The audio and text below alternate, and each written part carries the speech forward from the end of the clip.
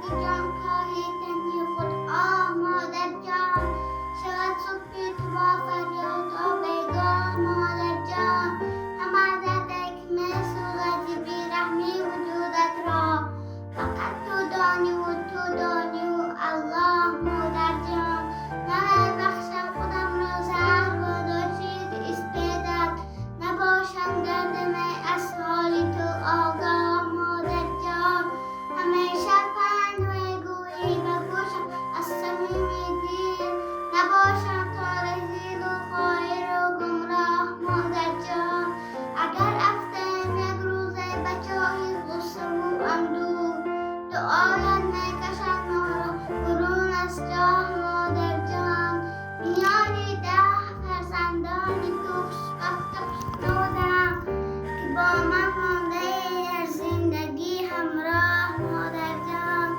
تمنای فرزند جگربند چنین باشد رسد سینی تا بر 150 مادر جان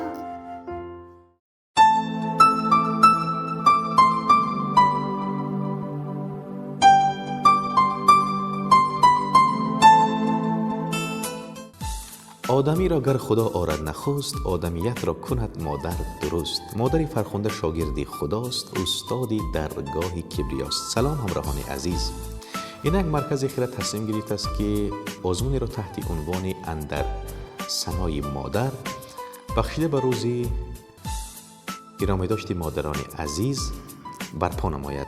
این آزمون در 2 بخش عبارت است، بخش نظم و بخش نثر.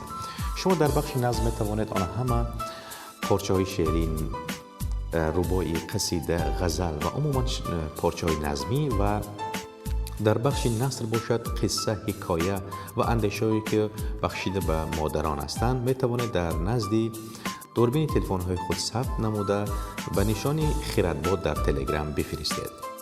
در این آزمون اعضای حکمان اشتراک می کنند و طرز شعرخوانی، مضمون و کامنت و لایک ها به نوبت گرفته می شوند. نفرانی که در این آزمون سزاوار جای اول می گردند سزاواری 500 سومون، جای دوم باشد 300 سومون و جای سوم سزاواری 200 سومونی می گردند. در مجموع 2 تا جای اول، 2 جای دوم و 2 تا جای سوم. به همین شما برار می خواهیم شتابید و در این آزمون اشتراک کنید.